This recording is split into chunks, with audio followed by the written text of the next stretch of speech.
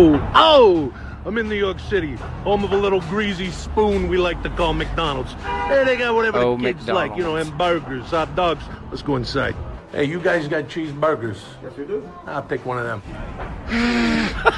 That's New York. Oh, I'm in New York City, home of a little bodega you probably never heard of called 7-Eleven. They got a little bit of everything, but nothing good. Let's go inside. Hey, how you doing? You got those disgusting fruit cups that nobody likes. Fruit cups? Yeah. Right over there. All right. Now that's New York. No. Oh, this shit's a week old. Oh, I'm in a city that never sleeps. Home of the Courtyard Marriott. And forget about it, they got so many beds for you to sleep on. Let's go inside. Hey, how you doing? You guys How you got doing? beds. Now that's New York. That's New York. Go ahead, introduce it, man. All right, man. I am Tyler Valentine, and we are here with the host, Skylar Potter, of the Weekly Relapse. You are listening to the Weekly Relapse with your host, Skylar Potter. The day is done. Let's party, junkies. It's good for your soul. Every now and then it's lose control. So please don't be scared. Come and dance if you dare.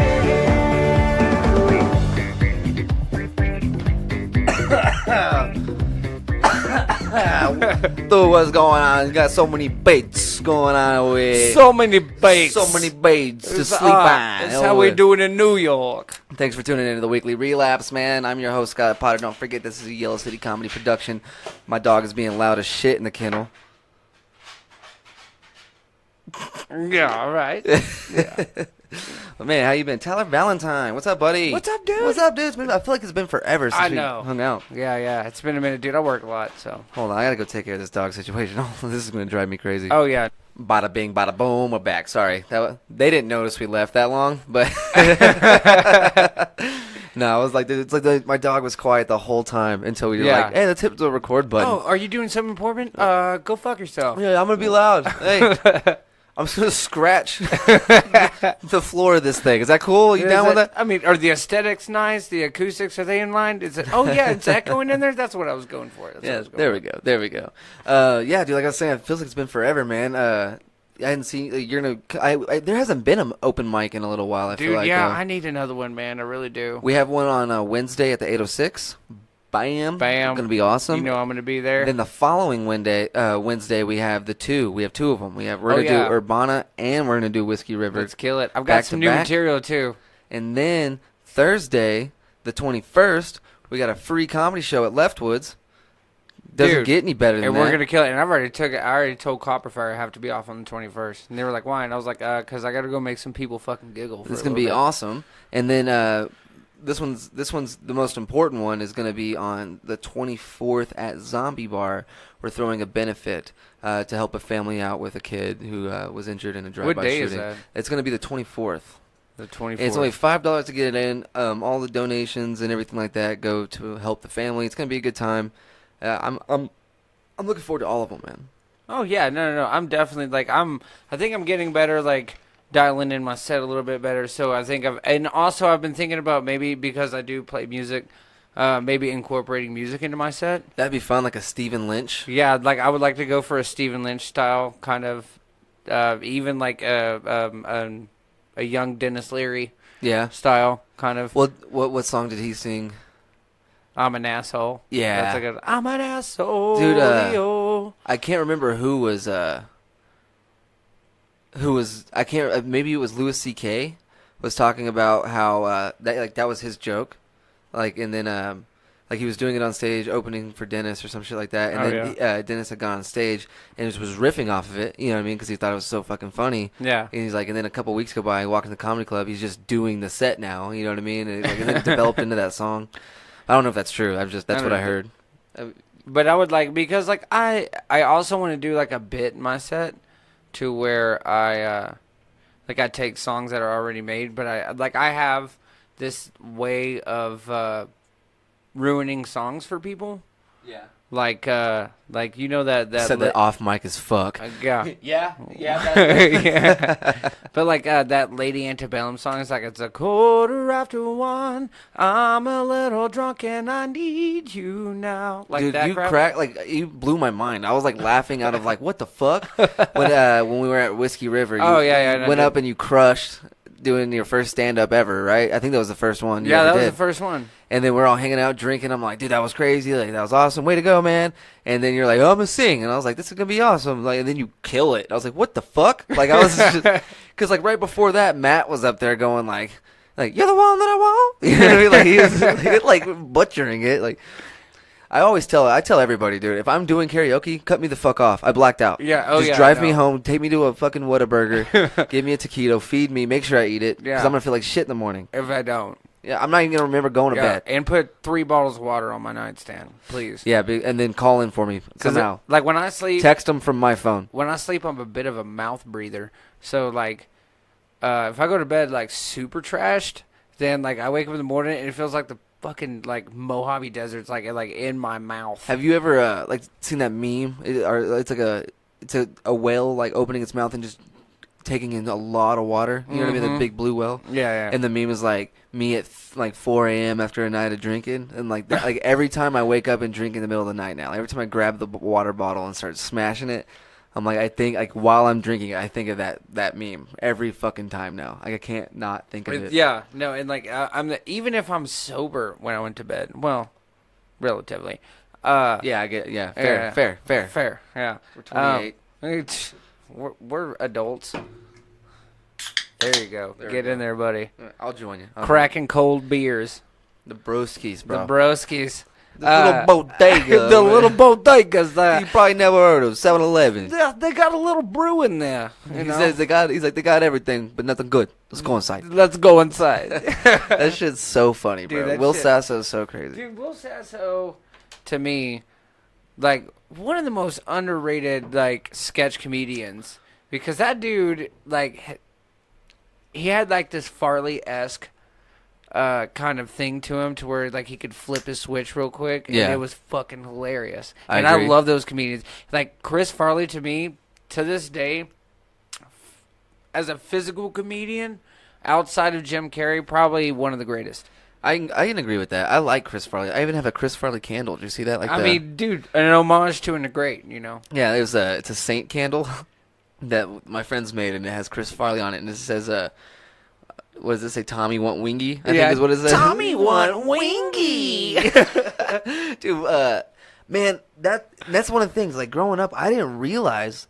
Like, I mean, like your parents would be like, "Yeah, he's dead now." You're like, "Oh, that's cool." Yeah, like, that sucks. This was a really he was a fantastic. It's a funny movie. Yeah, like I the love this Belushi movie. thing. Yeah, but as you get older, you're like, "Whoa!" Like Chris Farley, dude. He was a fucking genius. If I could have seen that dude like live, yeah, in anything like that. like if you got to sit in the audience in SNL when he was on that cast, like it would have imagine been, being there for the taping for the Matt Foley, or the taping of like in a van down by the river. Yeah, like, Matt Foley. I am Matt Foley, and I am a motivational speaker. You know who?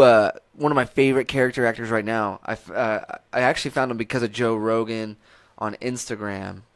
Let me see if I can find him real quick. I just forgot his name as soon as I brought him up. I'm bad about that. It happens. Like it's on the tip of my tongue.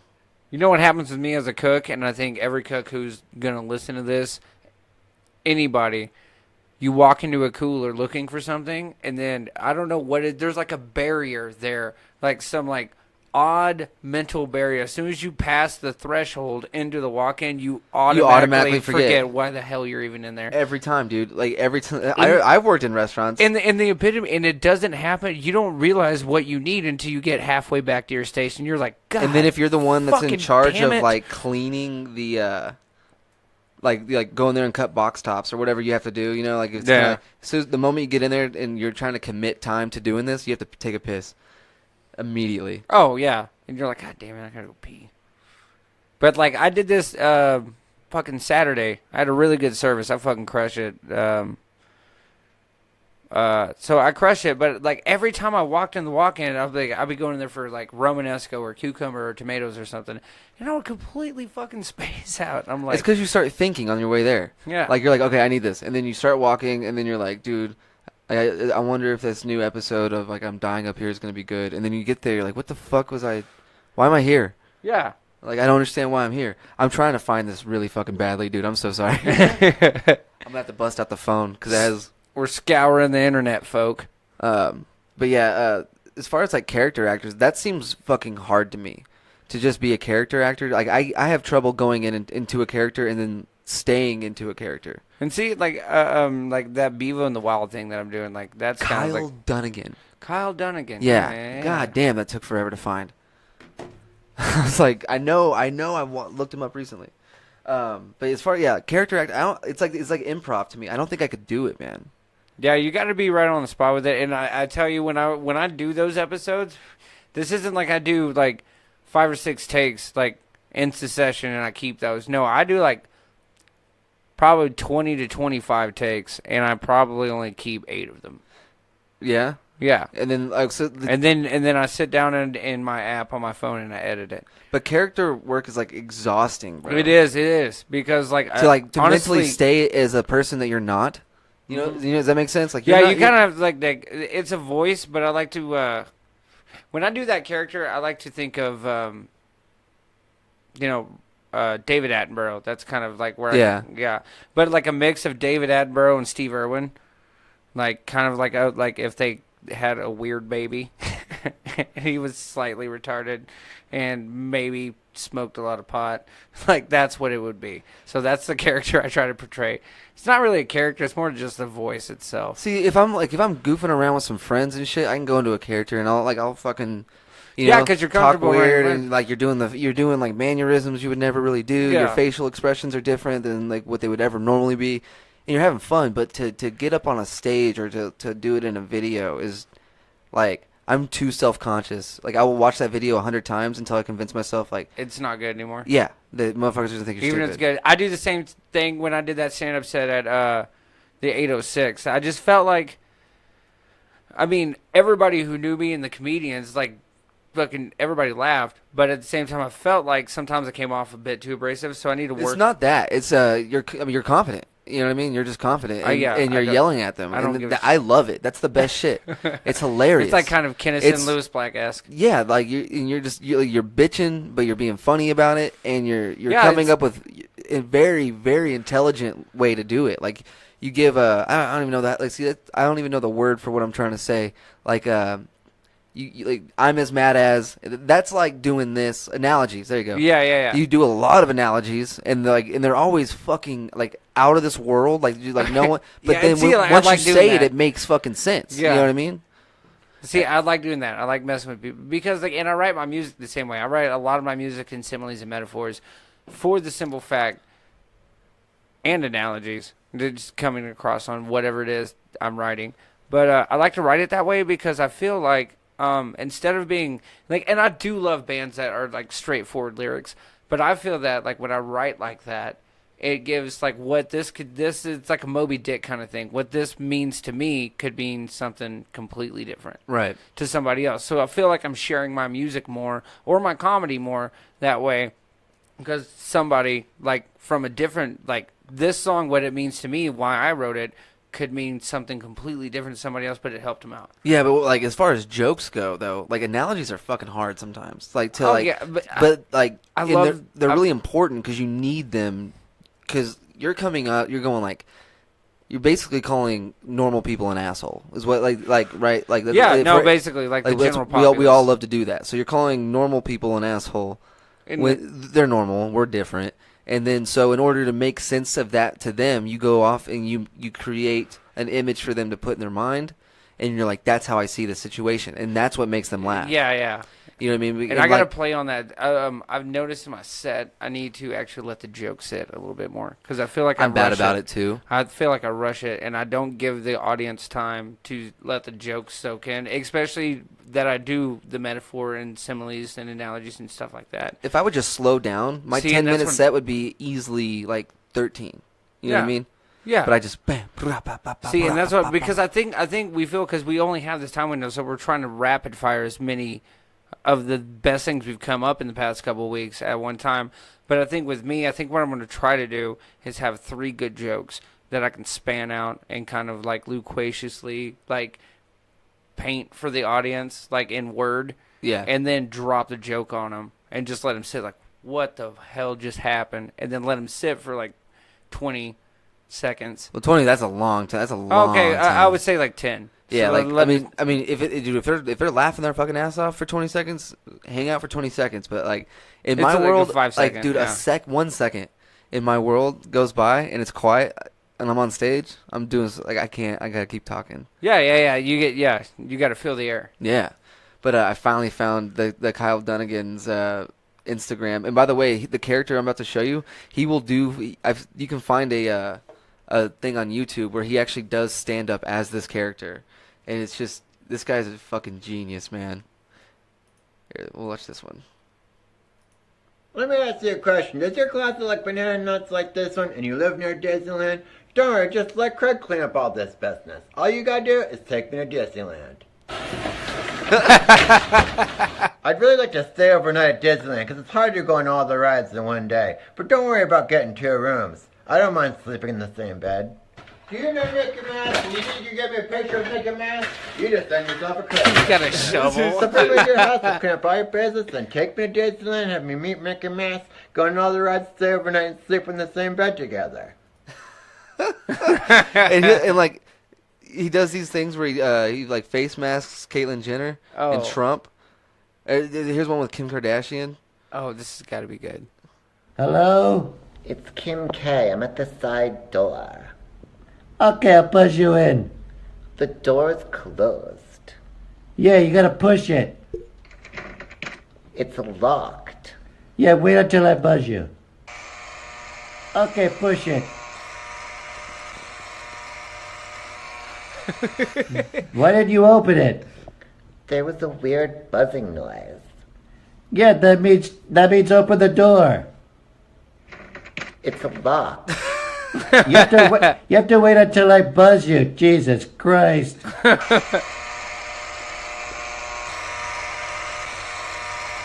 Go. But I just got here. No, go in the door. But I can't go in the door. It's a solid. Holy shit. No bitch, but this would have been a lot funnier if I was in it. Oh my God. That's pretty good. Dude, he's so funny. Oh, yeah, like that. I give props to Joe Rogan. Joe Rogan saw this dude on Twitter, or Instagram, I mean, and started shouting him out on the podcast. And I watched that episode, and I watched that full. Like they said how many followers he had. They're like, oh, he only has like, let's get this dude some more followers. Like he only has like, I don't remember what they said, but now he has like way more than double what he had. Like, probably like triple or quadruple what he had. And so like, yeah, man, like I bet he's pretty pumped. You know what I mean? Gotta be. Yeah. That's awesome. Yeah, like character work, dude. I try to, like, if I'm bored, I'll get on like Fortnite or PUBG and do like the Stone Mountain thing, just because I don't have anything better to do. But I'll just go in like just in like a Boston accent, or like it's not even Boston. I'm gonna get shit on for saying that, but just a very poor accent that I try to do, and it's like the same thing we were doing. We're like, like basically like that, Yeah. and then I act like I know nothing about the game. And just try to crack jokes. Oh, you boys don't know about the Dunky Dunks. Y'all boys don't know about the Dunks. But see, like Boston baked beans. No, I'll just be like, on Fortnite, I was like, I can't wait to be level 14, dude. My roommate told me when you're level 14, you can start building shit. Can't wait to start building shit, dude. I see you guys always building stuff. Yeah, it's badass, man. We're gonna build fucking towers. And then he goes, you can build stuff from level 1. And I just go, what? Like, and just. But doing that, like just being in that character, like I started yelling, like, you told me, you know what I mean? You fucking told me we couldn't do that. And like they kept on going, like, what's your YouTube channel, bro? And I'm like, I don't know what the fuck you're talking about, YouTube channel. Like I'm trying to learn this fucking. What is the fucking YouTube? But the thing was, I got through one game, right? And then as soon as I went to load into another game, I was like, I can't do that again. Like I'm tired. I'm just gonna watch The Office. I'm just gonna watch. Like I couldn't even play anymore. I was like. So I'm impressed by that Stone Mountain dude, because he'll do like 9 games in a row with people like that and just going into that character that he has. Yeah. And it's fucking impressive, man. And see, I'm not really a huge gamer. I'm really not. I'm what I like to call. You like Diablo. I love Diablo. I'm a fucking lazy gamer, though. And when I say lazy gamer, that means I want all the cheat codes and to put it on easy because I don't give a shit. I'm not trying to be a badass gamer. I'm not trying to beat anything on Legendary, dude. Yeah, I'm like, not. fuck a duck. I'm not trying to do that bullshit. I played on normal on the first run. I want to enjoy my game and not throw my controller across the fucking room. See, I played on normal on the first run through, and then once I get it, yeah, you gauge yourself. You're like, can I take this game on normal? No. I played on normal, right? Yeah. Like however they want you to play, it's how I played the first run through. Mm-hmm. And then my second run through, I knocked that bitch down to easy. And I just fucking run through it and just have a good time doing it. Exactly. 'Cause I know what I'm doing. There's no surprises. It's fucking fun. South Park is a great example of a game I've done that man, way. dude, the new one, oh god, it was so good. The Fractured But Whole. I have them both, man. And It was so much better than the Stick of Truth. Don't even. Stick of Truth. I love the Stick of Truth. Was the shit. It was my favorite. It is probably it will always remain higher than the Fractured But Whole. Oh. But in my book, but I would say it still sits in my top 5 games. Dude, I have that. It's still on my PlayStation. I downloaded it digitally, so. See, I had it for PS3, and then when I ordered all the stuff for the studio around Christmas time, I went ahead and tacked on the Fractured But Whole. Yeah. And then they fucked up, dude. I ordered just the cheapest one, and they sent me the one that came with like all the DLC, like this Tally DLC that he pops up and tells you what to do. I haven't played the Tally DLC. Well, no, it's stupid. All he does is he pops up and gives you secrets. Like right before a boss, he'll be like, I'd see what that vending machine has to offer. It's like, yeah. That's a really big It's like tip. that paperclip guy on Microsoft. Kind of, like, but most of the time, Word. the one I just said is the only good advice he gives you in the game. Other than that, he just comes up and says some really high shit. But like right before this big boss, he's like he's all normal. He's not all baked. He's like, I would look in that vending machine. That's a really good tip, you know. Yeah. And you fight this fucking. What is it? You fight. It's the one where the cops are sacrificing black people to this demon or something, like this like giant fucking. Dude, they Trey and Matt don't give a shit. I don't know how. Like, and that's the thing. They're like one of the only people in that the can world get away with that because they've just been doing it this whole time. Well, not only that, but Comedy Central knows that they're their biggest cash cow. So let them do whatever the fuck they want. They pretty much have like would you say? And like I might be stepping out of line here, but I feel like they probably are the reason Comedy Central became so successful. You know what I mean? I think the executives at Comedy Central were smart in taking that chance because that was a huge chance. You got to think, especially as a budding TV channel, that was a huge chance. But when they took it, it fucking paid off. It's like the same thing with the Deadpool thing. Fox took a chance, and it paid off. You know what's crazy to me is like when they stop. Dude, South Park has been a staple of my life. It's like one of those things. Yeah, no, it's like I've grown up with South Park. As early as I can remember, because I didn't give a shit about South Park when I was a baby. No. Right? But like as soon as it came out, I was like old enough to know this is bad. I probably shouldn't be watching this. And it's awesome. And like it made me laugh. It would freak me out sometimes. I'm not gonna lie. Like there was episodes where I was like, this is a little too far. Yeah, the first episode my mom walked in on me watching. The reason I wasn't able to catch her before she got in the room, so we had a knob TV. Oh yeah. Yeah. And I could see him. Like I had to stand there while watching it. But like I could see him from the kitchen. Like the kitchen's right next to my room, and I could see down the hallway. So if they got up from the couch in the living room or came from their bedroom, I could just right over to like not Comedy Central, like a Cartoon Network or something like that. Yeah. Some Dexter's Lab. First episode, she caught me watching. She caught me because I was like struck. I was like I couldn't believe what I was seeing. It was the one where Kenny was doing all those stunts, and then he ends up going inside the bus lady's vagina. Oh yeah, and he dies, and she walked in like as he slid out dead. And like that's when I was like, what the fuck? Like it was just I was too I didn't need that in that moment. Like it was too much for me. But it was, yeah, you're right. They took a huge chance with that show. No, they took a huge chance. It's the same thing, like I said with the Deadpool thing. Like, they took a huge chance on that movie. And Ryan Reynolds, like, credit to him, he championed that movie. He, like, fought for that movie for years. And I love that Deadpool is just, like, can break the fourth wall and make fun of himself. Like, in the first one, he made fun of the Green Lantern shit. And then he made fun of like the Deadpool stuff in the Wolverine Origins movie, but we can all say was fucking crap. All right, I don't know anything. I haven't watched a single Marvel movie in the last like 10 years. No shit. Yeah, I'm a nerd, dude. I watch all that shit. Well, when they first started coming out, I was really into superheroes, man, and like it bummed me out that it wasn't that they were coming out. Like I would have been stoked if they were coming out, and people gave like a normal amount of shit about it, just like, oh, that's cool. But like the same dude calling me faggot in high school was the first guy standing in line for this shit. Like the same guy calling me a faggot for wearing a Ninja Turtles t-shirt is the same guy standing in line like day one, buying the first ticket for the new Ninja Turtle or whatever movie. Like I'm wearing a Spider-Man shirt. Spider-Man movie comes out. So you feel like they get, and I feel that way too because when I was a kid, I read a lot of comic books. I like especially Spawn. Spawn was my shit. Yeah. Spawn and Batman. I'm wearing a Ninja Turtle shirt right fucking now. He is like a Ninja Turtle shirt right now. I have a Ninja Turtle wallet. Like it's deep, man. Like I have comic books all over the walls. See, I'm a Donnie fan. Donatello's my favorite. Donnie's fucking high five me right now, dude. Yeah, Donnie's my boy. Yeah, dude. The brains. They wouldn't work without him. The brains. Right? Yeah. Like, all day. And I have a huge thing. Like I value intelligence over like. Well, even as a kid, I could recognize, like, okay, Raph is a badass, right? Raph is a badass. He's fucking cool, but where would he be? He would just be an angry fucking, swole fucking turtle if it weren't for Donnie. And, like, he tries to go out on his own, but, like, some of that, you know what I mean? Like, it was never as successful as, like, when Donnie was there. Yeah, because, I mean, Donnie's the brains. Yeah, and he always knew. He always knew what the fuck was up. Yeah, always. He always had a solution for a problem that had never risen. Like, they've never even seen this problem before. He's like... Oh, don't worry about it. I thought about it a couple weeks ago. I was like, dude, what if this happened? Like, yeah.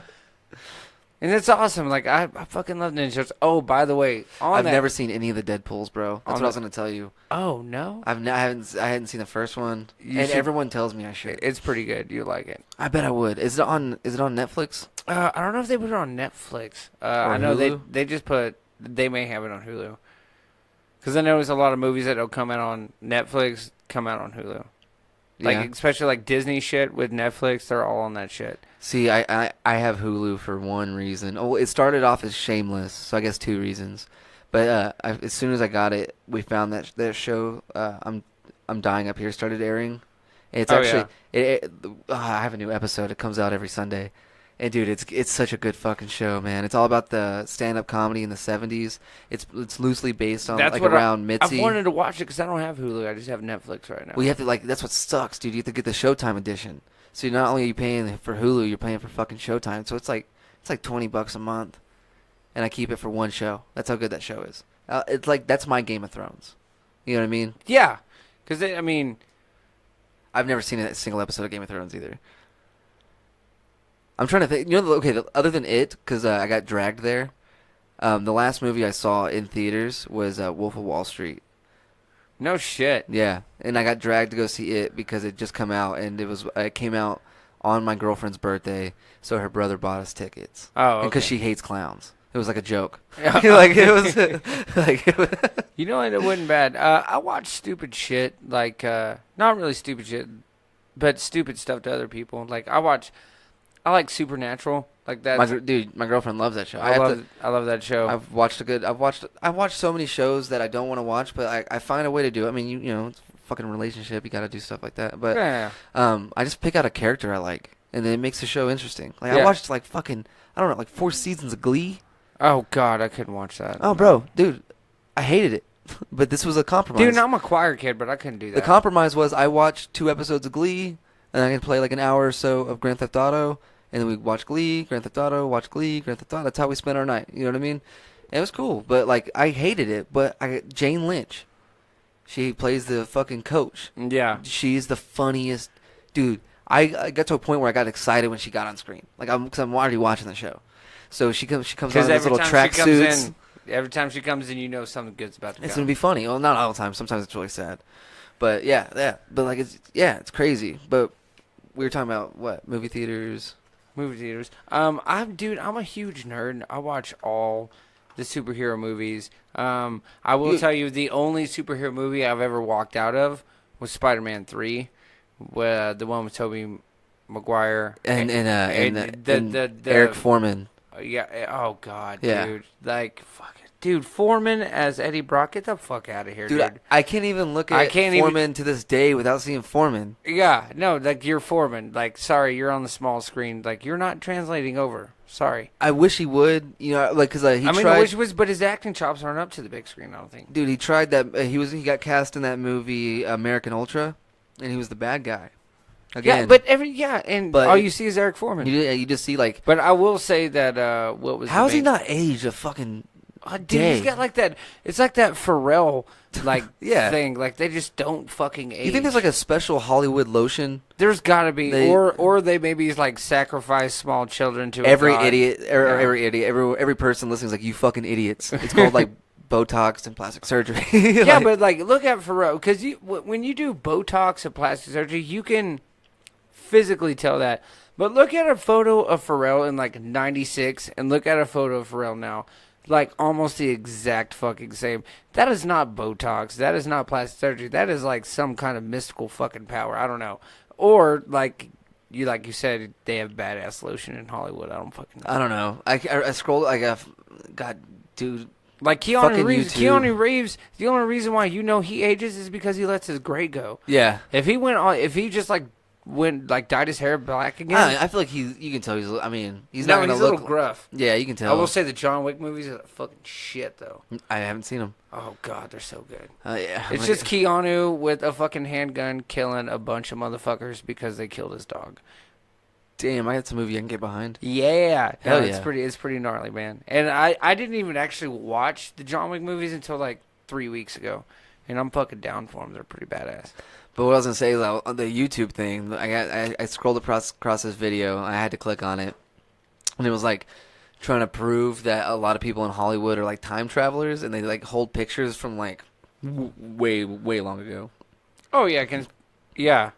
It's like, I mean, you can only make the same. Like, I mean, there's only so many outcomes. There's billions of people. You know what I mean? Over time, like there's only some people are gonna look like that's what the word doppelganger means. Yeah, there's so many genetic markers you have in your body that like they only move at. It's way more likely that he's related to that motherfucker through some Ancestry.com shit than he's a fucking time traveler. Or the fact that like it was just another person that had close to the same genetic makeup that he did.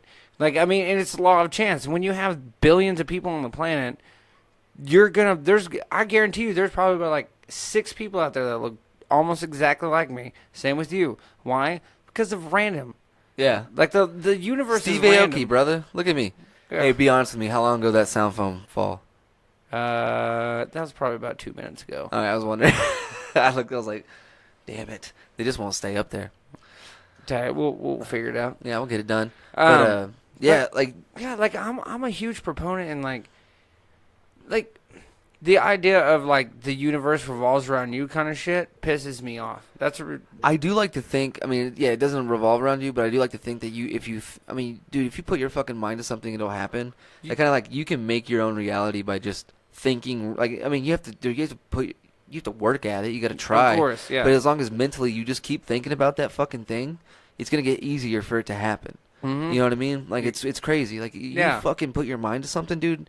You're That's gonna what I'm see saying. results. The most powerful thing on planet Earth is the human brain. Or like a supercomputer. We don't know yet. Or a supercomputer. But CERN, what built bro. that? CERN. I'm just kidding. Yeah. What built that? The human brain. Alien technology, man. Alien technology. You know what? That's way more plausible than religion to me. I said this. We did a podcast last night. Me and my buddy Steven Rosas, and we were pretty tipsy, and it was way out. It just got out of hand. Like not like we didn't say anything crazy, mean or bad or anything. We just cutting. Like we weren't sticking to a topic. We were just talking over one another. We were just having a good time, laughing, like getting off mic. But I brought up that like, dude, we were talking about the simulation theory, and like. I don't subscribe to it. Like I'm not like I think we live in a computer simulation. But it's very fun. It's very fun. Like to the think about. idea is kind of fun to think about. It's so much like fun. We're to think in about. just like this cosmic game of Sims. Yeah, dude. And then, but like what I told him is like, you put a gun to my fucking head and make me decide, so like make me choose on the spot, like what I believe in. I'm going simulation theory. It's the funnest one. You know It's the funnest one. It's the fucking funnest one. And see, I got I'm an atheist. Like I don't adhere to like that. Not and like I'm an atheist. I mean, you're not gonna I've- offend me.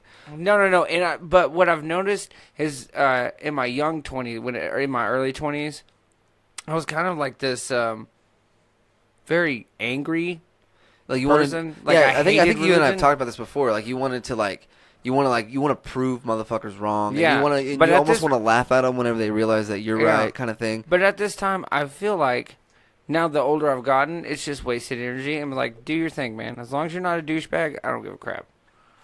Well, that's what makes the simulation theory fun. It's like, well, then, like, well, what are they simulating? Maybe they're trying to simulate whether, like, what religions. That's why this one's so crazy. They're like, Yeah. maybe, like, I don't know. And like in my mind, because I'm an idiot, it makes sense for like the Big Bang. They're like, what was the Big Bang? It's like they hit start.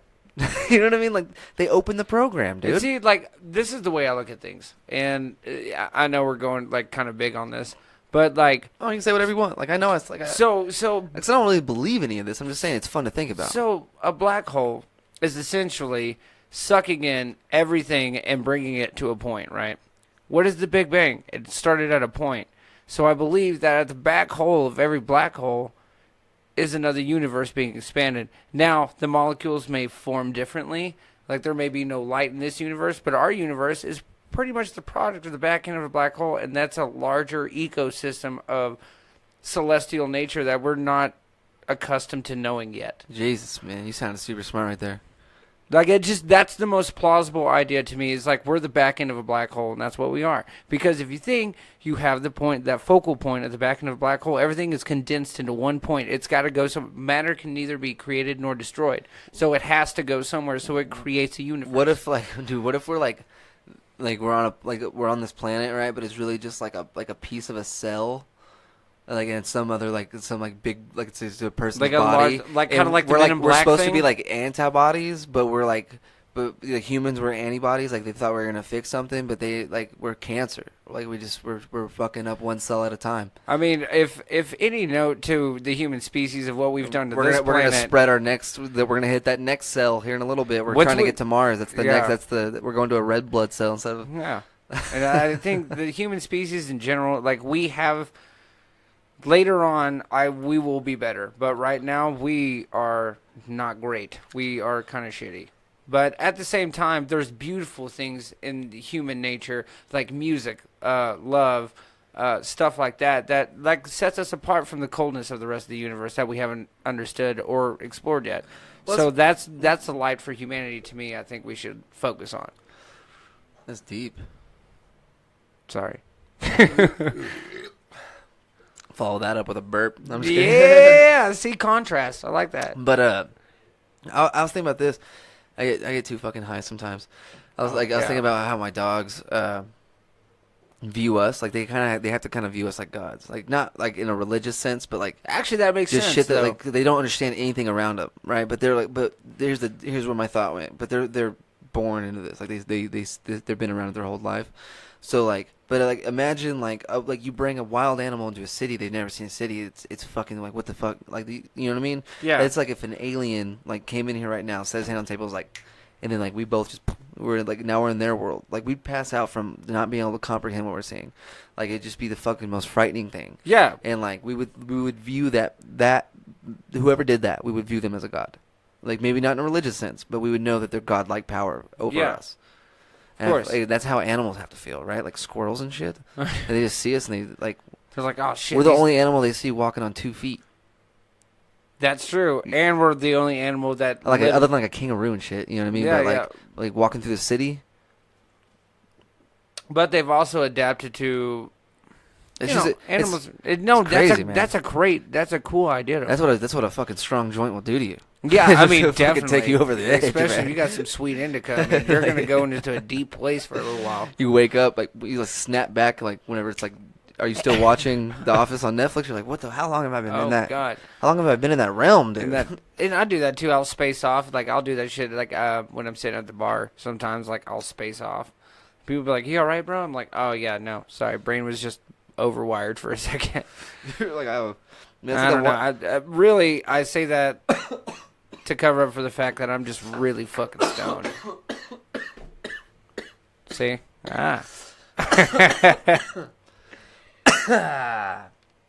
I choked on a beer. Sorry. I'm just kidding, dude. No. Dude, that one made me like super hot in here. Here you go. Oh, yeah. So, I don't know if I've told you this. I'm sure I've showed you Echo before, right? I've showed you Echo. Oh, yeah. His new album just released. Oh. Do we got a new one that's really good? We do. We super do. I'm going to play a little early so we can load this thing up and have a little bit of fun. We'll hop right back on. Hell yeah. But you guys go follow this dude, Echo, man. I'm telling you, he's fucking badass. You're about to hear one of his newest songs. It's only been out for 5 days. He's a good wordsmith. It's called Comeback Season, but it's spelled SZN. I'm going to play the official video. You guys can follow him on fucking every platform. I follow him on Instagram. Dude is unbelievably funny on Instagram. Make sure to go check him out. I'm going to go ahead and start this for you guys. Watch, there's going to be an ad. Yep, I have to pause it. I knew that was going to happen. As soon as I was like, I'm going to go ahead and do this. Yeah, All right.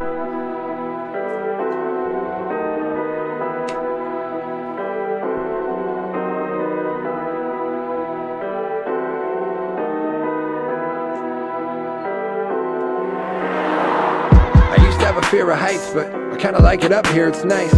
I've been at the bottom so long that I started to run out of real sense of right, yeah. I'm glad that I didn't, stuck to my guns and now I'm all up in it. Took a minute, I'm back from hiatus and ready to get down to business. Woo! So you can take me out the game, but I don't care at all. I hit the ground before swine, really scared to fall. And if you didn't have my back when I was fucking up, I got a poster on me on your wall, then you can tear it off. See, I just been hoping I wouldn't come back, but everyone knows that I do not break, I just stop and refocus. I'm coming back for all the y'all, that's my moment. Ain't no cheat codes, I'll be busting right through. Kick that depression, don't kick it with you. Learn some new lessons, I lost something too. If you cool with the old me, you don't know the new.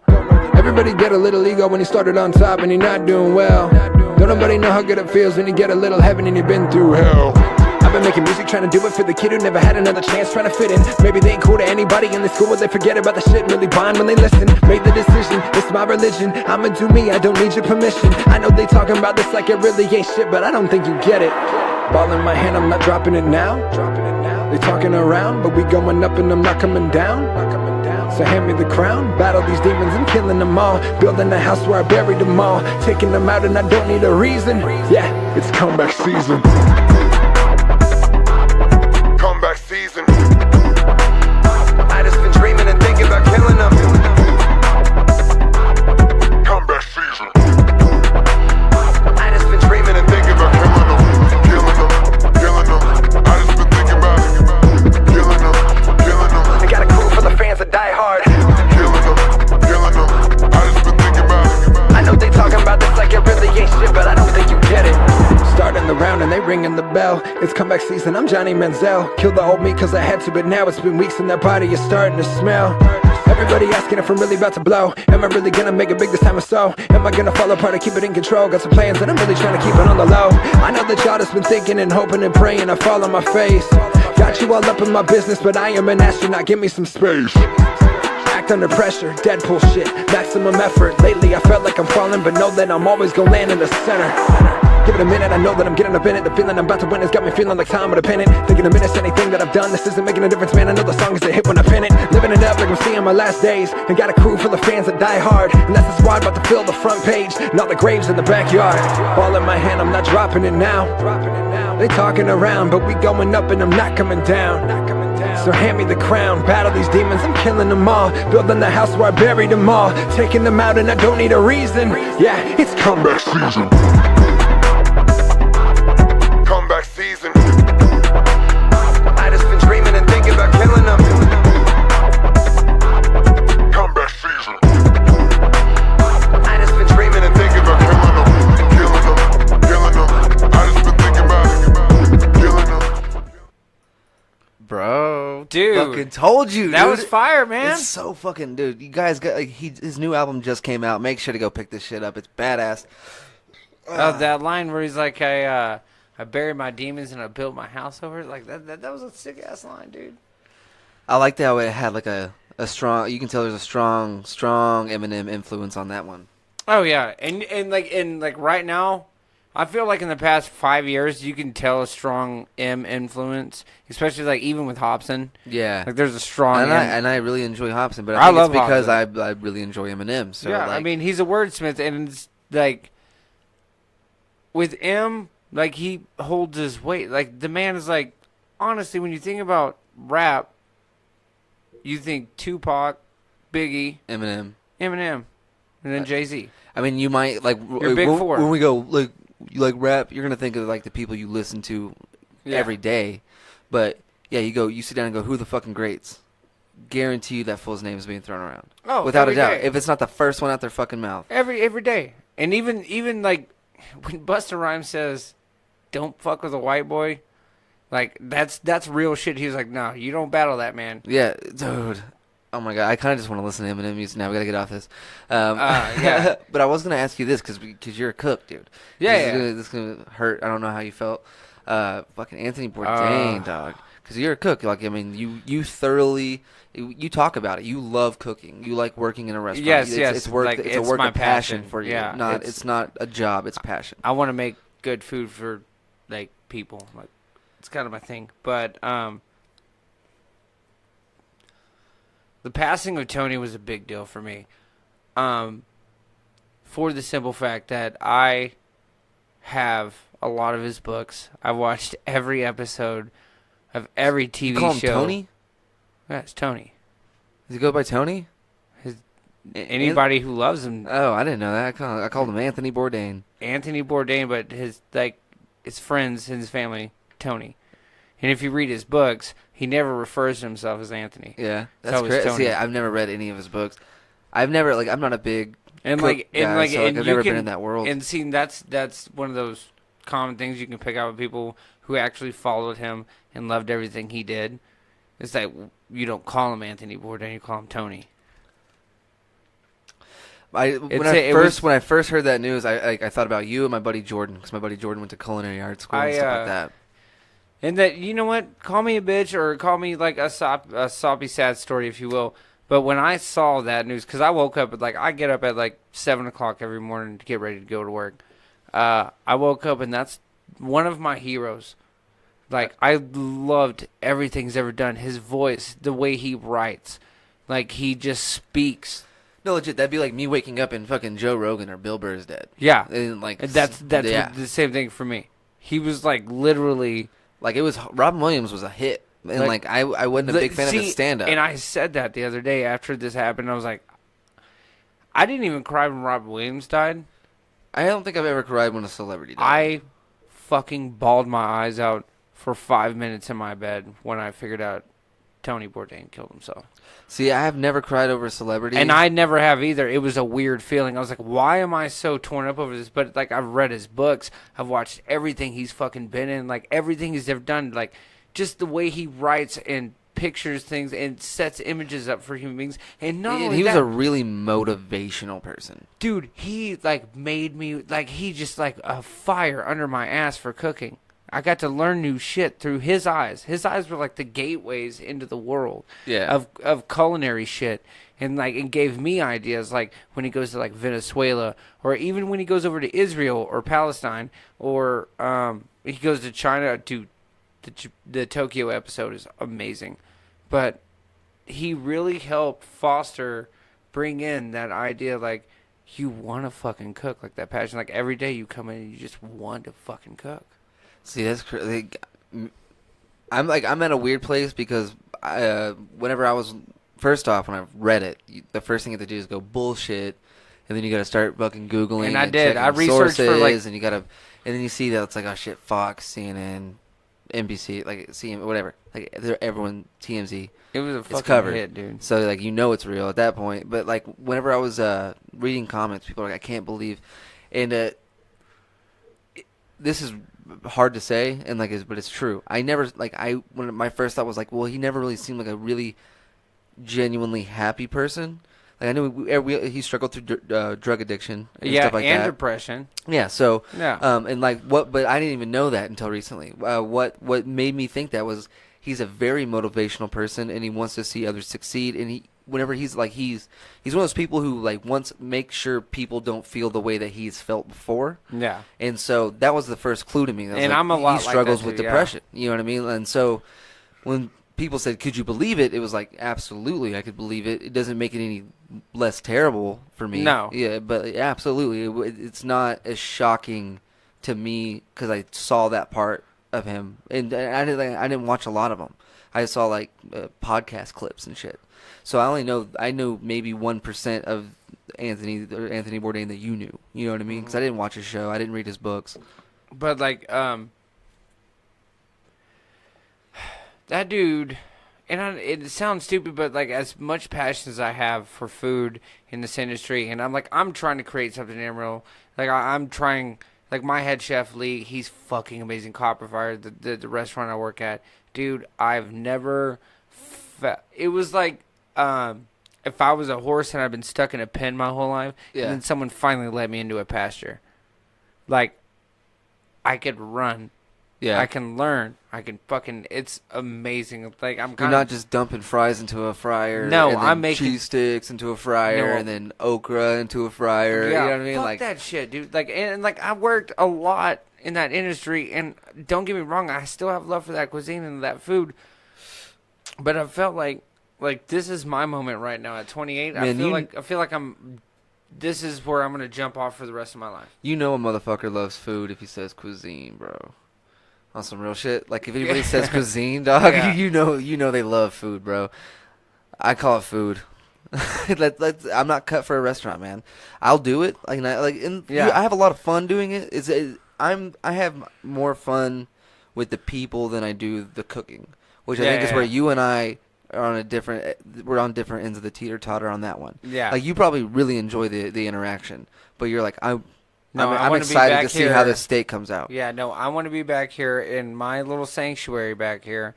My fucking 500-degree grill sitting right here, and then saute pan sitting on, like, just steaming, ready for something hot to get thrown in there. That's where I feel most comfortable. When I'm drunk as shit, I love cooking breakfast at like 3 in the morning. I saw that. I gave you that elk tenderloin, huh? Yeah, I ate that shit out of that. Dude, yeah. That was so good. Oh, I'd never had elk before. It's so good. I mean, you can taste there's a distinct difference. It's like, I finally think I know what gamey means when people say it. But with elk is like right there in the middle to where like it's not so gamey where it'll turn you off. Yeah.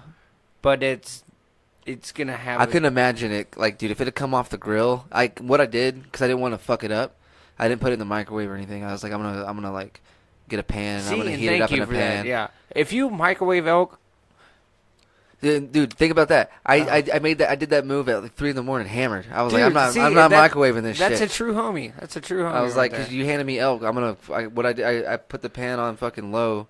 So that way I wouldn't fucking... See? Yeah. You got it. I know how to cook. I just don't like doing it. But you know how to not fuck stuff up. Yeah. I actually got fired from Cheddar's for putting a piece of chicken in the microwave, which I guess I deserved.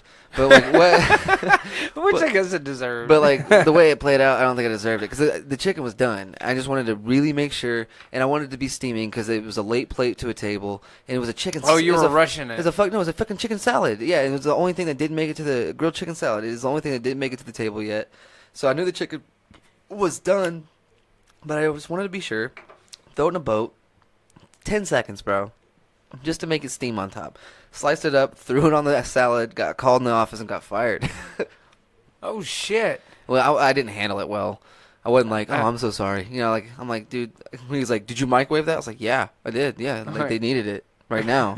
He was like, well, you're not supposed to do that. I was like, I understand that, but that plate is late. Like, what would you rather have? Would you rather be coming back here going like, why the fuck is that plate still not out here? Or, shouldn't have microwaved it. And he was like, all right, that's it, you're fired. And I was like, all right. And so I went to walk out. He was like, hey, you need to clock out. I was like, you fucking clock me. I don't work here anymore, bro. Like, fuck you and your POS. And I felt bad because my homie got me that job. It's really hard for me to take a job that a friend gets me. Mm-hmm. If I, like, especially pretty much in the restaurant or a job I'm scared of.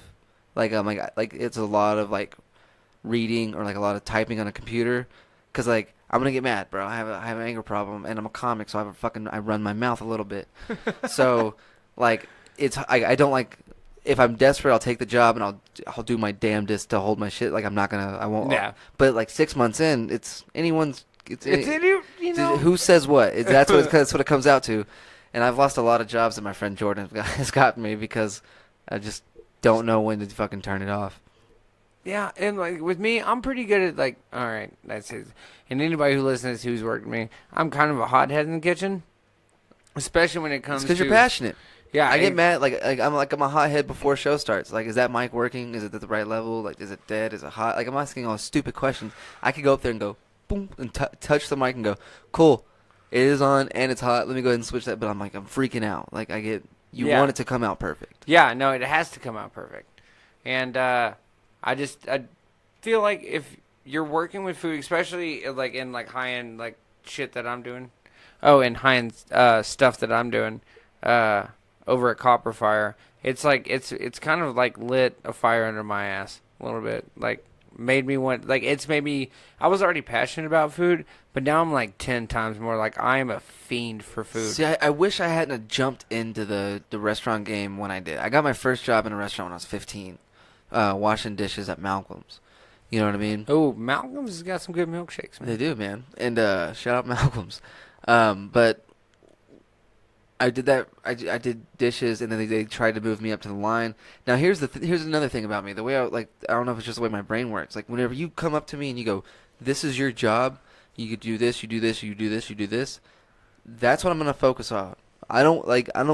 And it took me a long time to realize I can come over here whenever I'm done doing this and help this person. But instead of doing that, what I would do is I would just extra make sure my shit was done. I started stocking and doing that. So I was never like a team player. So I got moved back to dish. See, and in the kitchen. But here's the thing. But nobody was going, "Hey man, be a team player." You know, they were saying nobody. Yeah, they just start fucking yelling at you, and I'm like, I don't know why I'm getting yelled at. I'm doing the job you told me to do, and I didn't fully comprehend that I should have just been maybe grabbing the burgers off the grill. Or maybe go ahead and toast the buns. I can read the ticket. I can get shit done that this guy can't get done because he's busier than me. Yeah. So I think if that experience hadn't happened to me for 4 years, if you would have had and see, I do that with people. Like I'm really, when I train a line cook, I train them. I'm like, hey, this is the pace I move. This is the way it's plated. You don't plate it any way other different because this is how chef told me to plate it. This is how it looks. This is how you do it. You have a guy they all call chef. Yeah, Lee and Rose. Lee and Rose. Do you have to refer to them as chef? Like it's that kind of restaurant? Front of house, will. Yeah. What do they call you? Line cook. They just call me Tyler. I'm just fucking. No, they just call me. No, it's weird because I've been called Val and Valentine pretty much all over town. That's pretty much most people in my social circle know my name as. But I don't get called Tyler a lot. I call you Tyler. Yeah, you do. But in the kitchen industry, I've always been known as Val or Valentine. It's because my name is Skyler, though. It's like I'm not gonna forget Tyler. It's really hard for me to forget that. Yeah. And but no, dude, I love it up there. Like Lee and Rose, they are fucking amazing. Like Rose's desserts are she made a triple tier or what was that? A triple chocolate cheesecake this week, and it is to die for. I see you posting shit at work. I see the plates you guys post. like it's not a fucking burger sliding out with some fries on in a boat, dude. It's plated. There's garnishes. There's it's to the T. Sometimes there's a little smear of something on the plate. I don't know what that's about, but it looks good. It looks good as a motherfucker. Aesthetics, yeah. Do you even use it? What do you get one little swipe of your salmon with it or something? I mean, but basically it is for functionality at a point too. So you have a dish and you have a smear, so instead of having the sauce on there, you can just kind of get just a little bit off the side of that smear. Do it. But other than that, it's mostly for aesthetics. Yeah. Y'all put any garnishes on there that you're like... Yeah, we do don't eat those. Yeah. No, actually, the garnishes we put on there are completely edible. Yeah. Yeah, we have that's bark we got from outside. Don't fucking eat that. Yeah, it looks good. Don't fucking... eat that. I can't stress you enough how much you shouldn't eat that. Because that's going to kill you. We did fry it. Aesthetics. We smoked it in the gun. I don't know. Man, yeah, dude. But when it comes to food, I wish I was passionate like that about it. That's my gear for comedy. And so... And you're killing it. You really are. I literally look up to you as a comedian because, you're kind of take me under your wing and helping me out a little. I just want people to be good. I want people to be comfortable because once you're comfortable, starting out is fucking scary, bro. First off, you have to tell yourself I'm gonna do this, and then you have to have fake confidence. There's that's what the crowd doesn't realize. When you're up there and you're looking super fucking confident, No, you're not. I'm You're fucking terrified the You're whole so time. you're scared. You're like, and then like they. Like, and I get a problem with like I shake a little bit. Yeah, that's why I don't take notes with me anymore. Like, I mean, it doesn't really happen to me nowadays, but I quit taking notes on stage because of, and I still every now and then I'll get Because you get pick rattled. it up and you can like, see how and then the much crowd can tell you're shaking. See, and And I've seen other comics do it, and that's what turned me off of it. Yeah. It happened. I'm trying to think of where I was. It may have been a show or something. I can't. It was me, and I knew I was shaking, and like I was like, I wonder if they saw that. And then like a month or two went by, and I saw like a comic go. I don't remember who it was, and then it was as they were set their paper down. I could tell by the paper that they were a little nervous and shaky, and I was like, I can't do that anymore. And see, I don't know. Like for me, I don't know. It's like, like I am nervous. I'm terrified. Like I'm gonna shit myself most of the time on the stage. But I think for me, it's like adrenaline. It's sucks. like adrenaline. The whole thing sucks it's until you like get off stage. Yeah, it's adrenaline and anxiety at the same time. Like every now and then you get a peak of like awesome, like this is so Like much this fun euphoric, while you're on especially when you stage. get a good laugh. Yeah, like, you're just like, this is why I'm here. Yeah, but it's still not near as powerful as like, all right, that's my time, guys, and you just had a great set. Like that's my time, guys. Like you when you set your step microphone. off- Yeah, dude, and then it's like boom. It's like That's what I felt like when I did that. it's like a triple stack ecstasy. Just fucking boom. I'm here now. Yeah, and that is like the best drug ever. Yeah, dude. If there was a way to like use comedy to stop drinking, which is like that's a fairy tale. Yeah, you know what I mean. But like, if there was a way to do it, I would definitely go about that because like it's fucking way. But then I need the booze to get on stage. So yeah, you gotta calm the nerves. it's like that fat bastard line. Like I eat because I'm unhappy, and I'm I'm unhappy unhappy because I because eat. It's a vicious cycle. It's like I don't like drinking that much, but I drink a lot because I gotta get up there and I gotta be braver than I really am as a person. Yeah, it definitely. And that's I've talked to a lot of the great musicians in town, and they're all like, "Dude, I couldn't do stand up." Like, really? You go on I've stage? had a lot of you go on musicians stage like tell me that. 4 times a week, and like you crush it. Like Andrew Fox. Yeah, he's told me that. Oh, I love Andrew He's Fox. such Shout a- out to Andrew Fox. I wanted to get him on the podcast. We had a date set up and it fell through, and we just haven't. I haven't contacted him. Like we haven't been. I've been busy. He's been busy. But like we had a conversation one time. And he was like, "Dude, I couldn't do stand up." He's like, "That would terrify the shit out of me." He was like, "Why do you think I just sit on my guitar and I just like do my thing?" He was like, "Because like." But him saying that, dude, like he'll be up there holding a guitar and he'll be yawning, like. Well, he's he'll like look playing bored, these, and he's like he's doing just some, crushing it. Yeah, it's fucking. He's a machine, like dude. Stevie Ray Vaughan, like "Bah, bah," like just fucking going off, and he's like having a conversation on the side with like, yeah, as soon as we're done here, I can't wait to play. Like it's like, dude, how are you that fucking talented, man? He is fucking unbelievable at the guitar, and he's smart as shit. He's really nice too. Man, smart. Yeah, he's a total sweetheart. But he told you he came up to you. He was like, I could not do. What we were talking about, we were sitting at Leftwoods, and we were sitting there, doing Lone Star and Rumple per usual, and we were talking about it because we were talking about my stand-up set that I had, and he was like, "Dude, I couldn't do stand-up comedy." He was like, "Fuck that." He's like, "That's bare bones. You don't have music behind you. You have nothing behind you." And I was like, "Yeah, that's basically what it is. You have nothing behind you. It is you." And like and see, that's what's crazy because I guess because I always go up there with the plan. I don't see it like that. Like, but like people like outside like musicians, they're like no, because like I have like a supporting cast, and it's like going from a team sport it's like to a solo. Well, I understand that I'm up there alone, but like I feel like I don't feel alone. I don't know what it is. Like I don't feel alone when I'm up there. I feel like I'm just hanging out with a group of people who See, are. and that's but some people can't do. Like sometimes you feel alone. No, yeah, and sometimes it's the not crickets going are well. chirping. You definitely you know for sure you're alone. Like there's no doubt about it that But you're see, alone. Like my deal is like in those times though, make light of that time. Be like, oh, so was it you? Like you're like you gotta eat the bombs, right, Skylar? And then you just kept going. Was that you? Someone did that. It was Logan. I think it was Logan. I think it was. Yeah. He goes. He was up there doing a set, and he was in my mind. I was like, I thought he was crushing. And I guess it wasn't going to his liking, and he just looked at me, like, while on stage with the mic, he goes, gotta endure the bomb, right, Skylar? And then just kept telling his joke. And, like, that punchline, that was like, clearly it was written for me. Yeah. But it was, dude, I laughed so fucking hard, And that's great. Because I was like, you're right. Like, if you start bombing and you go, all right, never mind, and you get off stage, what'd you learn? Nothing.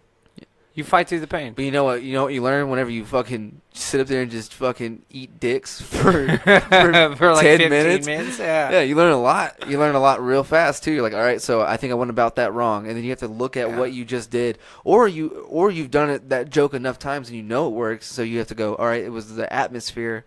How could I have changed that? And like, there's a lot of elements to it. No, and like Sometimes you're just gonna.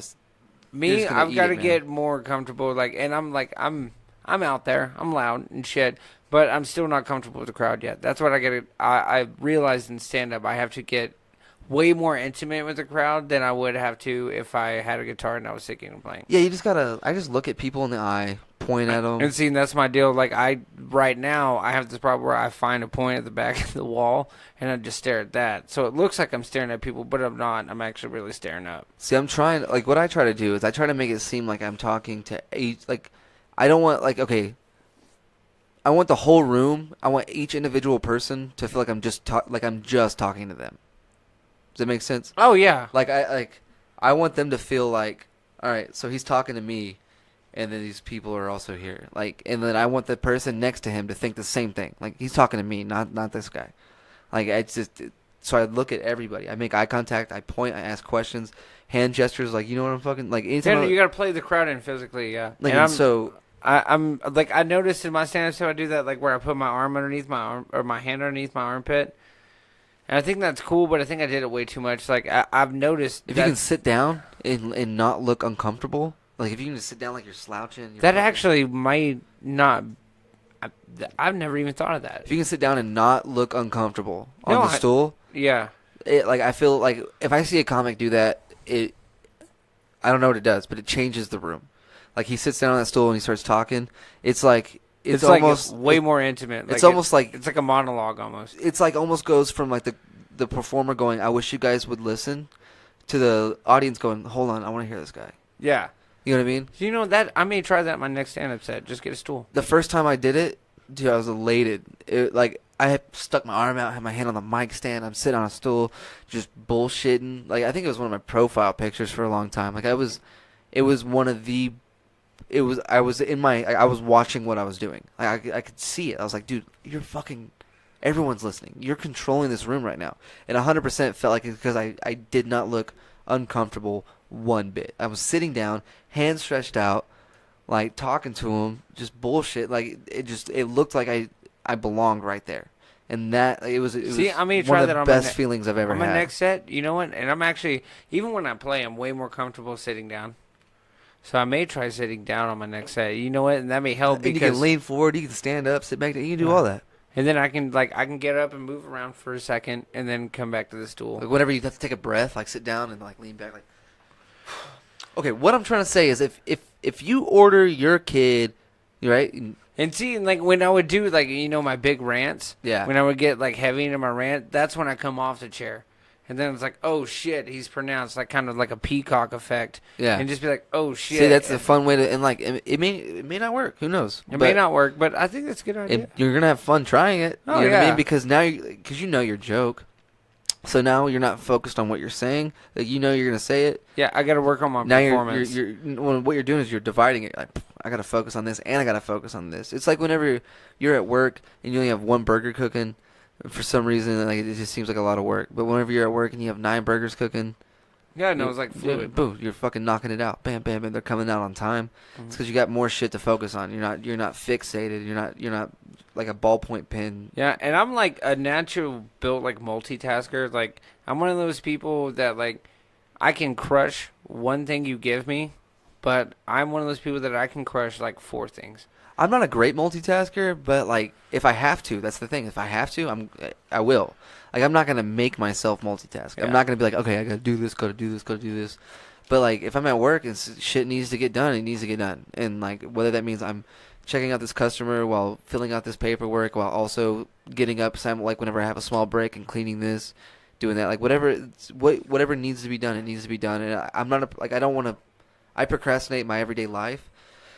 So at a job, I treat it different. I knock everything out as fast as possible so I can fuck off.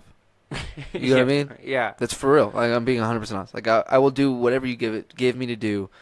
It's either I'm going to fuck off and not get it done until super late, or I can just knock it the fuck out And then get the fuck out. And then hang out. And then, but that's another reason why I hate corporate jobs. They give me a list of shit to do, knock it the fuck out. I'm like, all right, I can kick it for like an hour, and then I get like, oh, you're done already? Well, go ahead and knock this out. You gave me my list. You know what I mean? Like, oh, yeah. You told me what to do. I did it, all right? Not my fault you thought it would take 8 hours and it only took 5. I get to hang out for 3 hours now. That seems fair to me. I know it's not, but it seems fair. Oh, yeah. And then, like, I understand that. But, dude, like, when you get into a kitchen, like, especially, like, ours, like, we're kind of short-staffed right now, so there's really there's a lot of work to do and limited amount of hands to do it. And so at this point, like, all hands on deck. Yeah. But, like, really in a kitchen, my best advice is if you go into a new kitchen, master your first station. Like, literally master that shit. And then when you set your station, make sure you set it so fluid that you don't even have to think. You can literally close your eyes and go somewhere and grab the same ingredient you need. Yeah. That's how I set my stations. And then you master that station, then you start looking around. And like, then you start figuring out where you want to go. Well, then you start telling them, like, you have to put it in the boss's ear, man. You're like, you're on fry. You're knocking out fry. You're bored. Like, you got a list of tickets, and you're fine. Like, there's no panic in you whatsoever. Start looking at that grill. All right, that's what I do. I think I want to I want to be as panicked because, like, dude, work sucks when you're bored. Like, work sucks. Like, and that's why the grill master seems like he's having so much more fun than the fry guy, because the fry guy's knocking out popcorn, shrimp, and French fries. That's what I do at Copper Fry right now. I'm the grill guy right now. You know what I mean? Like, yeah, he's got to focus. This one's medium. There's more elements. There's variables, bro. This one needs to be medium. This one needs to be medium well. And like, shit, the medium well one's more thick than the medium. I'm gonna swap that. This one's gonna be medium well. This one's now medium. Yeah, and not only that, but with us, we let our meat rest because that's what you do. You let it rest for half your cook time. And then you slice it, and then as soon as that bitch goes on a plate, you send that motherfucker out. But, like, with grill, you got to understand, like, you have different proteins, like elk is one of those proteins. Do you guys cook a lot of elk? Oh, dude, I go through a lot of elk. Man, I gotta get my hands on some more of that shit. Yeah, we go through a lot of elk. If y'all ever fuck one up, you know where I live, man. Oh, yeah. But, like, with elk, it's like what you would feel in, like, say, a cow, like a beefsteak, that would be medium rare. It's like, okay, that's medium rare. Well, medium rare to an elk is medium. So you basically step your tone down. And you're talking about, like, the finger method? Yeah. Like, I do tip my meat, but for the most part, I've gotten to the point where I can just literally feel it. And I'm like, no, that's right. Yeah, I mean, you can. I love, like, that. At home, I don't cook a lot. My girlfriend, I'll admit, she's a better fucking cook than me. Like, I've always said that if I fucking come into a shitload of money, I'm opening a restaurant, and then it's me one of those random menu restaurants where today we got this shit. Yeah. Enjoy it or not, I don't give a fuck. But I grill. I like to grill. Oh, dude, yeah. See, I love it. That's my favorite station. I had like 20 racks of ribs when I moved in here. What? I went and bought like a smoker grill. Yeah, and then smoke those bastards every for like 8 day, hours? I got to a point where I was like, I got off work, I had to run home, I'd fire up the grill, and I would do it. Like I pretty much grilled them. I wouldn't smoke them so much, but I got to a point where I was getting wood chips and soaking them. Yeah, and like getting the grill fucking hot, and then like basically putting it out with the smoked chips, throwing it in there. That's good. If you're gonna quick smoke, yeah, it's a good way to do it. I got to where I was like, take note, people. Every night I got to throw a rack of ribs on the grill and try to figure out how to make them better. Yeah, you got like multiple chances of learning. I had 20 fucking chances. Yeah, yeah, of how to make a rack of ribs. But at the end of that, 20-day period, guess what? I didn't want to eat ribs anymore, man. Oh no, yeah. But yeah, I like grilling, man. Like I like steak. I like cooking vegetables and like if. Dude, yeah, vegetables. Anything on the grill is better, bro. It really is. Especially my favorite thing to do is like when you put a grated grill over a campfire. And then that is like the best shit right there. I'll be honest, I've never been fucking. What would the word be? Honored in that way. I've never been lucky enough to do that. That is the shit right there. I've done the. I guess I have when I was a kid. My stepdad, when I was growing up, Dennis, he would do that. He fucking basically raised me. But like that dude would cook anything. Like he was the guy. We're going fishing, and then that's what we're eating tonight. Yeah, we're doing whatever we catch. Yeah. We're eating. God, I hate it. See, I come from a ranching family, so that's kind of how we are. Like, when we go to the lake, we catch it, we cut it, I'm a catch and release, man, because I see their fucking eyes, and fish always look scared no matter what. They always look worried. Like, you never seen Yeah. a fish, like, chilling. Like, hey, dude, what up, dog? Like, they don't have eyelids. They always look I feel scared. that. So, like, as soon as I see him, and then I'm ripping a hook out of his face, I just like, hey, my bad, dog. I just throw him back. So Sorry, I don't man. even fish anymore, to be honest. I'll go out on a boat. I might drop a line, but I probably wouldn't even reel in. I'll probably start reeling it in, get him up, just enough to cut the fucking hook or whatever, get it out of him. I don't want to leave it in him. I'm not going to cut the line. Yeah. But yeah, it seems so, like, I could never, dude, I've always said this. If the apocalypse started right fucking now, like, boom, apocalypse, whatever I got's what I got, and then I'm vegetarian. I got to figure some shit out. I got to find canned food and until I'm very hungry, and then I could probably, I just don't know if I could work it up to kill an animal. I mean, I've killed quite a few animals in my day. Like, I've hunted when I was a kid, and to me, though, like, I get that perspective because I do, but I come from a ranching family, so I see, like, animal death a lot more than most people did when I was a kid. Well, see, yeah, my so grandmother owned a ranch. Yeah, and so it wasn't that big. It would suck, especially if it was, like, a really good cow or, like, you know. Yeah. Because there's some cows you get emotionally attached Well, to this day, my stepdad owns a farm, and they do cattle, and then once a year we slaughter and all that. But You like, get one cow a year. That's Yeah. what we do in our family. We slaughter one cow a year. one cow a year, And that feeds us for and then pretty you much the whole and year. then you hopefully you can produce your own calf instead of having to purchase. Mhm. You know, after a while, you That's have to what get we rid do, of the yeah. bull and get a new bull or whatever. But But you can have a bull lying around for 10 years. Yeah. That could produce great calves. yeah, it's crazy, man. No, it's a but weird lifestyle. But It's- that's a much better, like, that's, and then you know your meat is, dude, it's not fucking tainted. Like, it's And gonna see, be like, at Walmart. in my family, we early on we were one of those people that didn't do the like additives into like the grass, The feed. or the feed or the antibiotics. Like, we were all like grass fed. yeah. Like, that's what we did. We did grass fed cattle because my grandfather was very adamant about that. He's very adamant. He was like, because our cows are healthier and they last longer if they're just grass fed. If you give them, you know, that. They're gonna get fatter, sure. Yeah, Like, they're going to get fatter, great. You're going to get more meat off them, but they're not going to be as healthy, and they're not going to give you more, like, they're going to be way more productive in the long run. You want gristle, motherfucker? Is that what you're looking for? Yeah, You're looking like- for gristle. yeah. You know what I mean? Or do you want, like, a nice, even Or do you coat want a of fat? you want a badass T-bone? Because Yeah. like, unfortunately, whenever, and you know, they all had names. You're like the brown one. No, you're like, dude, that's I got high. Named him Charlie. Well, see, what we would do is, Name him Beth. really, It's a really, dude, but I named him Beth. Yeah. Really, what we would do is it would be really the ones, like, and you do have cows in herd that have personalities. Yeah.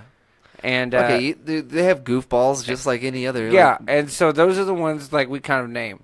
But really, for the most general, they're all about the same. But you have those 3 or 4 in a herd that are just like, they have personalities. They're like people that'll come up and you can pet them and shit. And like, so we name those. they're ones. like, hey, But have y'all seen them? Have Yeah. y'all seen the brown one that was around here last week?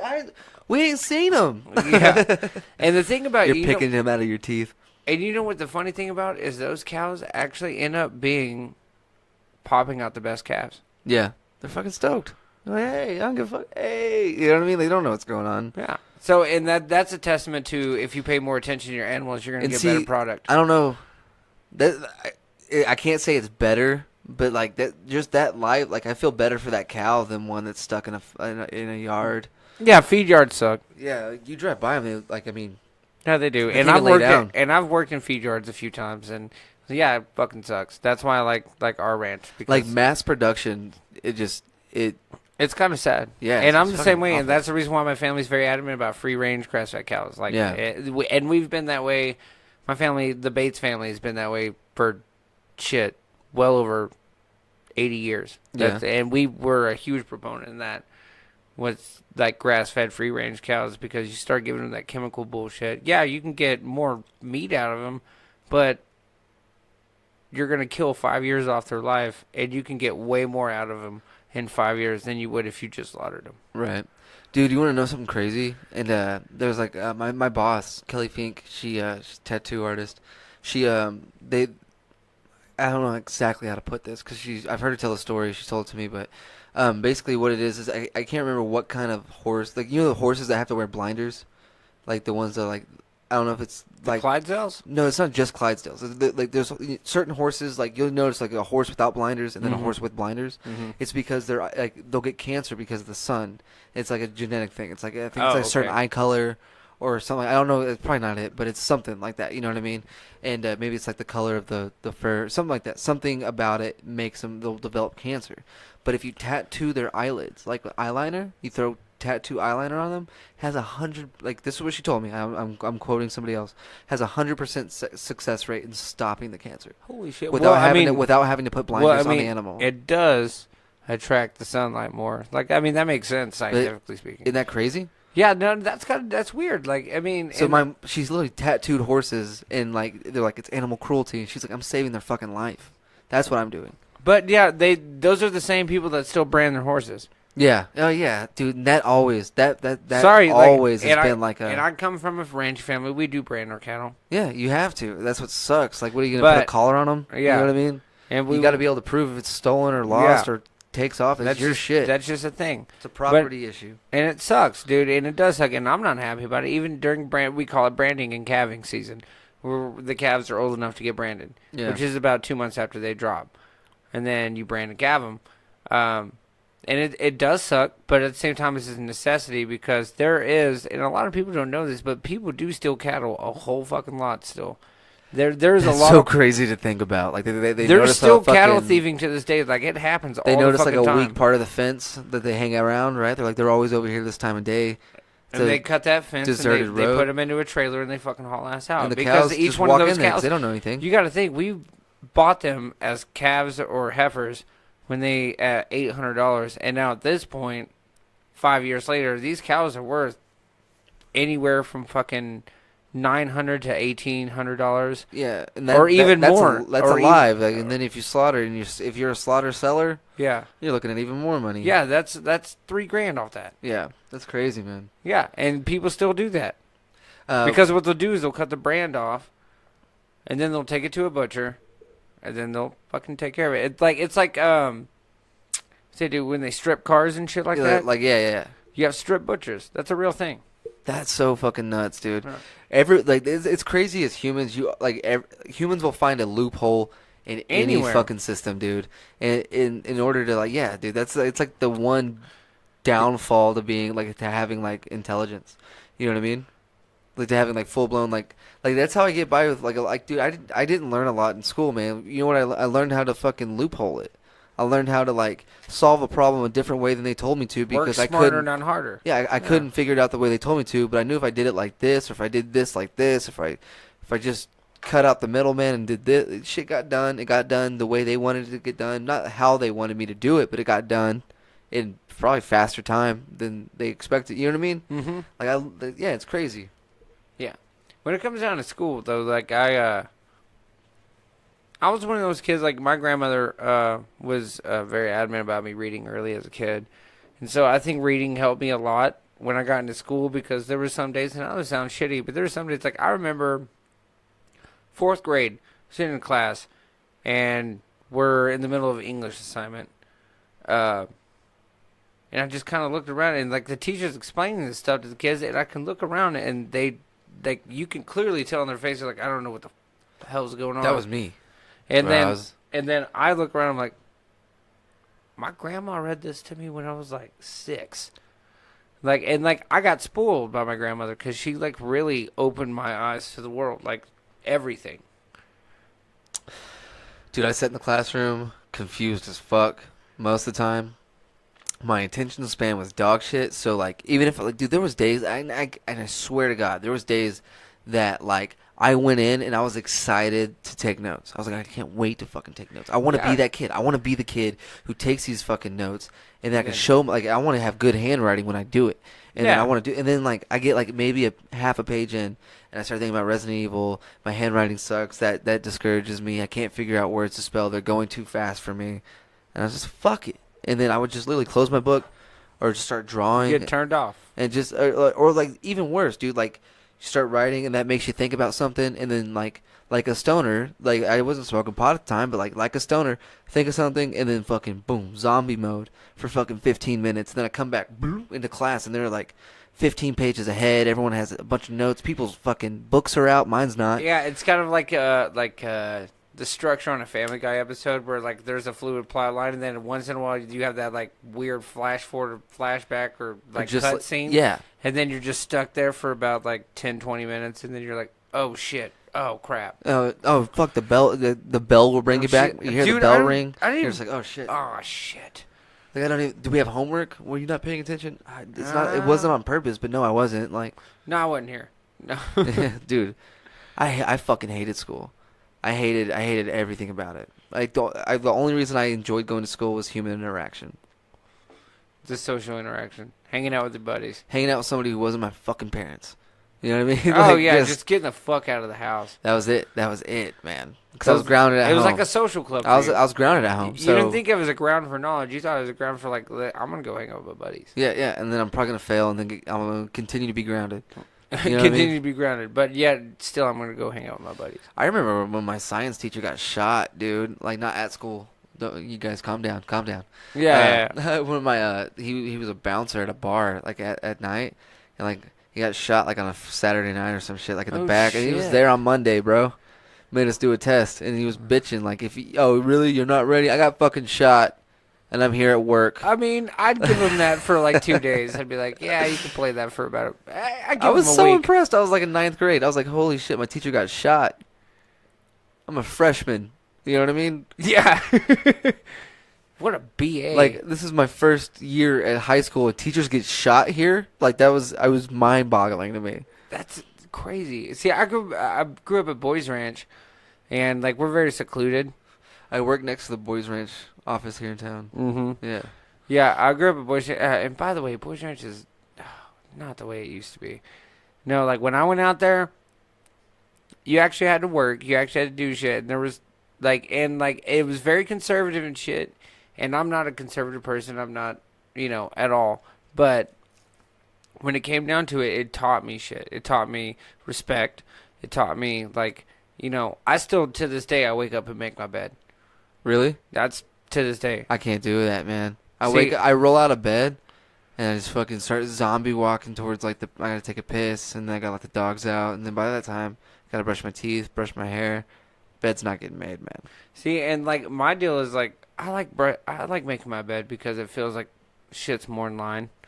But that's just one of the things that I learned from there, and that still sticks with me. And actually, it's funny. I didn't do that for a long time after I got out of Boys Ranch. It didn't recently start developing until about the past 8 months.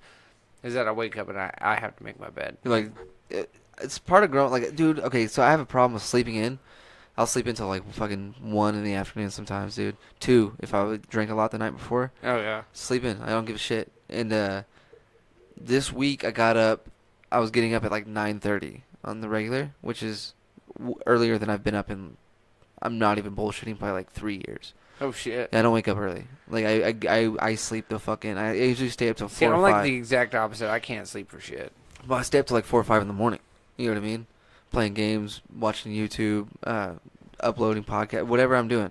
I just stay up late, and then I cook, and then I eat, and then I go to bed.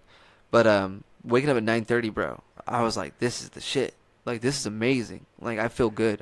By the time I had to go to work at noon, I was already up and ready to go. I was in a great fucking mood, and then my work shift went by faster than it ever had because I wasn't waking up and then going to work, and then waking up at adjusting. work, waking up at work, yeah. And then you're in a shitty mood because you're busy. Because it takes a human brain about, I think I don't quote me, but I think it's about 90 minutes after waking up for it to get to fully realizing shit, and that inquires you need to shower, you need to eat food, you need to get water, liquids in you, and then if you can do that within 90 minutes and then go to work, you feel way better than waking up 45 minutes before work, slamming the shower down, trying to chug a bottle of water, then hauling ass out the door. Right, dude. Or just having if I could work it to where I get up and then I go ahead and take a bike ride.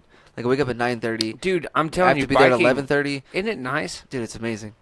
It's therapeutic. It really is. You just throw some tunes in your ears and just fucking go. I usually don't even put music on. I just go for a ride, dude. I'll put one in. I'll work on jokes. I'll try to come up with premises. Work in your brain. Yeah, Like that, I think that'd be funny. You know, what if I, and that's rare that happens, but it happens. But usually I'm just driving around looking at shit. But it happens a lot more when you go out and bike.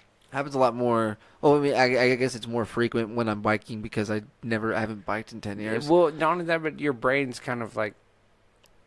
I did this one. I pushed myself too hard the other day. Like I was like, we probably did 4 miles, me and my girlfriend, and then or 5, and then I dropped her back off at the house, and I was like, I went and did 5 more, and it wasn't until I had to do the on like my 3rd mile on the way back home. I was like, man, what the fuck am I doing? And that's about where I hit too, because like if I bike from my house to like Left Woods or something, it's about 3.8 miles, but then I bike back, so I'm getting close. But I notice I'm still good when I get to the house. I'm like, all right, well, I'm going to run down the street and hit the corner store and get something, like some food or like a tall boy or something.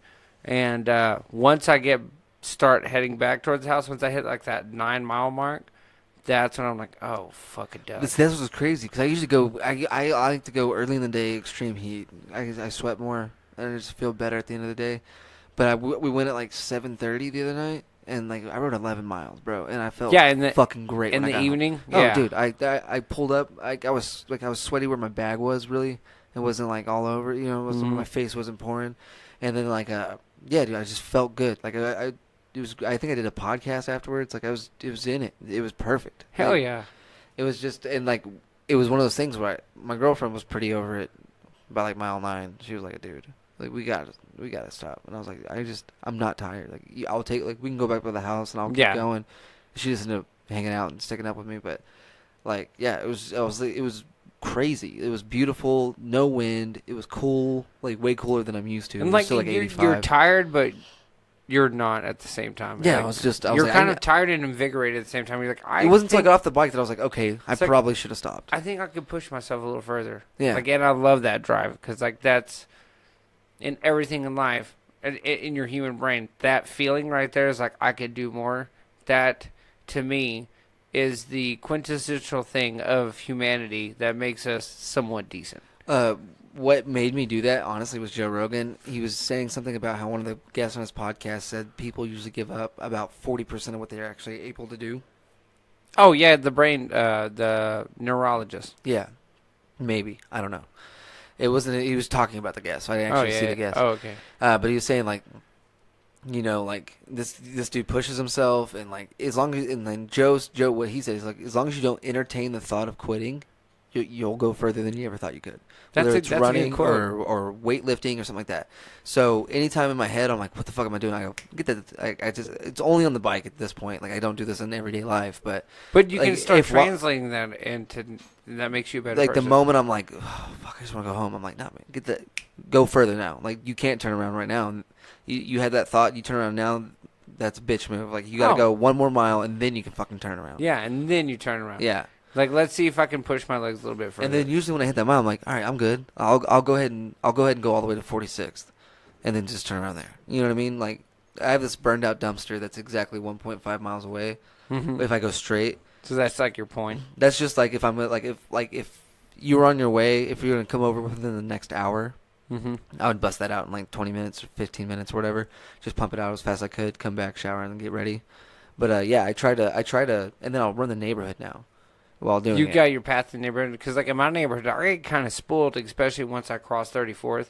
Like I get kind of spoiled because that neighborhood is gorgeous. Right, I'm going over off of like 45th and Washington, like kind of like Pitter Patter Pets. I like cross the street. I'm in that neighborhood. Like, I just ride that neighborhood, and I pretty much know like anybody who's normally outside. Like I'm like, hey man, like you know I see him all the time now. There's this dude who has like arcade machine shells in his front yard or some shit. Hell yeah, I see him all the time. He's always like, have a blessed day. I'm like, you do the same, man. All right, man.